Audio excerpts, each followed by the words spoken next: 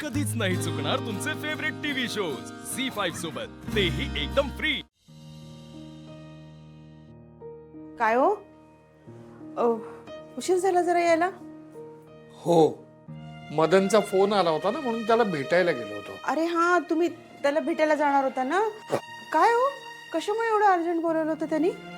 अगं, आपल्याला जशी आपल्या अक्षराची काळजी वाटते ना, तशी त्यालाही अक्षराची काळजी वाटते. वाटणारच ना, शाळेपासूनचे मित्र आहेत दोघ जण. बरं काय हा, तुम्ही सांगा मला, बसा, मी पाणी आणते. हा,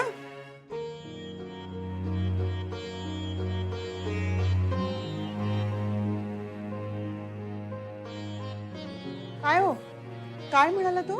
अगं, खूप बोलला तो माझ्याशी, पण खूप उशीर केला त्याने बोलायला. म्हणजे नेमकं काय बोलला? त्याला अक्षराबरोबर लग्न करायचं होतं.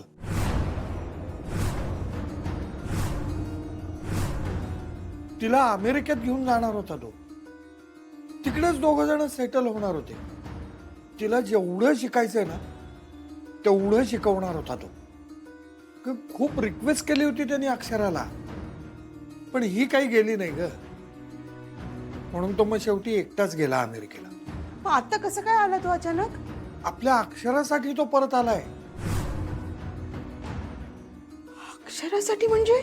अगर त्या दोघांची ना खूप घट्ट मैत्री आहे, पण आता त्या मैत्रीच्या पलीकडे जाऊन तो विचार करतोय, म्हणून तो आलाय भारतात. काय बोलताय तुम्ही? मला काहीच कळत नाहीये. म्हणजे नेमकं काय बोललाय तो? अक्षराचा ना त्रास बघवत नाहीये त्याला. तो म्हणत होता की तिला आता पुन्हा सासरी पाठवू नका.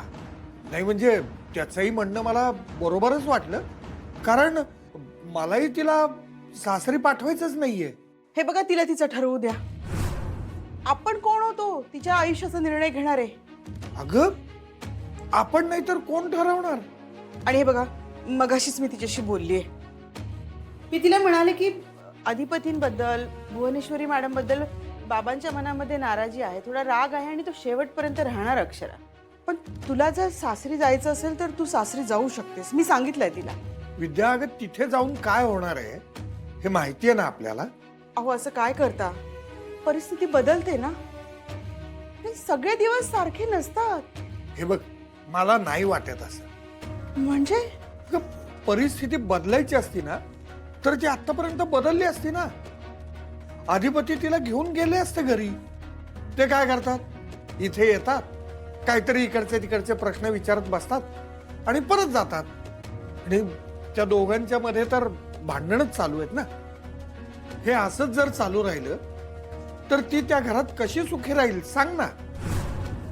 मला आता खरंच असं वाटतंय की अधिपती आणि अक्षरा दोघे एकमेकांसाठी अनुरूप नाहीयेत. मला असं वाटतंय की मदन अक्षरासाठी जास्त योग्य मुलगा आहे.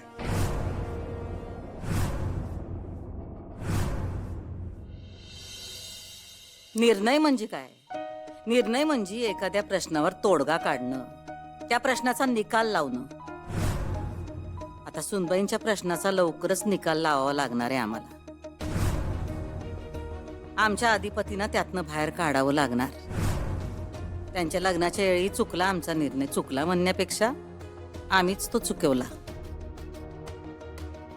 अधिपतींना मास्तरीनबाईंशी लग्न करायचं होतं आणि आई म्हणून त्यांचा निर्णय आम्हाला काही मोडायचा नव्हता. मग काय, आम्ही आमचा निर्णय बदलला आणि बांधली त्यांच्या लग्नाची गाठ. मास्तरीनबाईंचं तेव्हा प्रेम नव्हतं त्यांच्यावर, तेच बरं होतं. पण काय करणार, आमच्या अधिपतींचा स्वभावच आहे असा. सगळेजण प्रेमातच पडतात त्यांच्या. मग काय, सुनबाई पण पडल्या प्रेमात. पण हे कसलं प्रेम, ज्याच्यावर खरं प्रेम असतंय त्याला कुणी दुखवत नाही. पण सुनबाईंनी आमच्या अधिपतींना दुखावलंय, आणि जो कोणी आमच्या अधिपतींना दुखावतो त्याला आम्ही सोडत नसतोय. आई अंबाबाई, तुला बी ठाव आहे आम्ही अधिपतींना किती जीव लावतो. ते त्यांच्या जन्मदात्या आईपेक्षा जास्त माया आहे आमची त्यांच्यावर. मग त्यांना त्रास झालेला आम्हाला बघवल काय? आणि म्हणूनच त्यांना त्रास देणाऱ्या सुनबाईंना आम्हाला त्यांच्यापासून वेगळं करायचंय, आणि आम्ही ते करणार.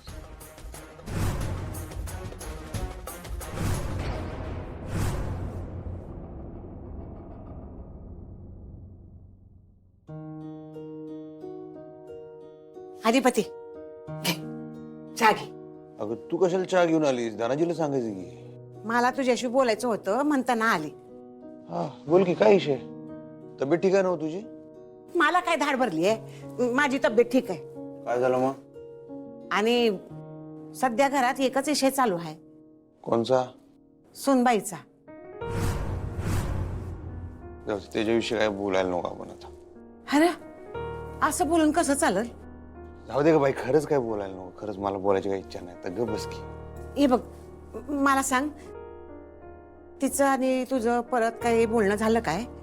अरे रोज दिस उजाडला ही एकच आशा वाटते बघ, तुमचं दोघांचं बोलणं होईल, तुमचं भांडण मिटल, सुनबाई आज घरला परत येईल.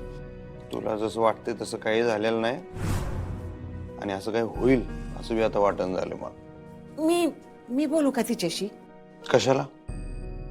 म्हणजे कुणाला सांगाय ना ग, आपल्या आपल्यातच ठेव. मी बोलतेस तिच्याशी.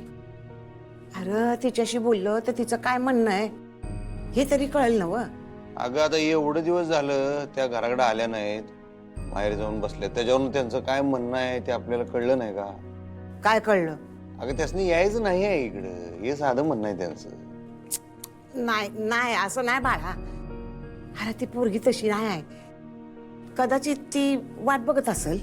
अगं आता 2 वेळा त्यांच्या घरला जाऊन आलो की, आमची भेट झाली नाही, पण त्यांच्या आईबाबांनी त्यासनी सांगितलं नसेल की बाई तुझा नवरा येऊन गेला. मग त्यासनी एक फोन करावाच वाटलं नाही मला. हा मला तर काही आवडतंय काय? त्या जर एकदा मला फोन करून एकदा म्हणल्या ना तर मी पडदिशी जाऊन त्यासनी घेऊन येईन ग. आपण इथं सारखं मास्तरीन बाई मास्तरीन बाई मास्तरीन बाई मास्तरीन बाई दिवस रात्र त्यांच्या नावाचा जप करतोय, उचकी लागत नसेल होय ग त्यासनी? त्या आपलं नाव कवा घेतच नसतील, त्यासनी कवा आठवण येतच नसेल म्हणा. एक फोन बी केला नाही त्यांनी. करल ती फोन, तू बघच. याचा असता फोन तर कवा झाला असता. अरे ती ऐक मी काय म्हणतोय, नको बोलायला आपण याविषयी आता. ठीक आहे, तू आराम कर, बोलू नंतर. तू जास्त लोड घेऊ नकोस. हा.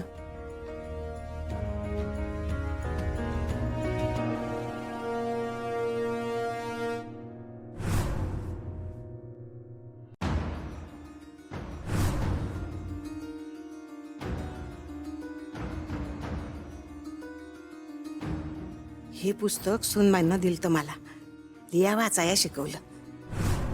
जास्त काय जमलं नाही, पण शिकण्याचा आनंद घेता आला. भजन कीर्तनाला जाते तिकडे फकस्त त्यांच्या तोंडून ओम ऐकून म्हणत असते, पण तो ओम कसा लिवायचा हे सूनबाईमुळे कळलं. लय गुणाची आहे, पण ती बी चुकली आहे. एक तर घर सोडून जायला नग पाहिजे होत, आणि दुसरं म्हणजे भुईच्या विरोधात पोलिसात तक्रार केली, ती द्यायला नको पाहिजे होती. पण आता वाटत ती तिची चूक नव्हतीच, परिस्थितीच तशी होती म्हणा. नशिबाच्या पुढं कुणाचं चालतंय बाई? काय लिहिलंय तिच्या नशिबात आई आम्हाबाईलाच माहित. सुनबाईचा राग येतोय त्यापेक्षा माया बी वाटते. या मायानंच बांधून ठेवलं होतं तिनं समद्यांना. आता हीच माया तिला परत घरी घेऊन येऊन देत, अधिपतीचं मन बदलू देत, आणि त्यानं तिला घरला घेऊन येऊ देत. मला बी वाटते तिला फोन करावा. करू काय फोन? झी 5 ॲप डाउनलोड करा आणि पहा सर्व एपिसोड्स एकदम फ्री.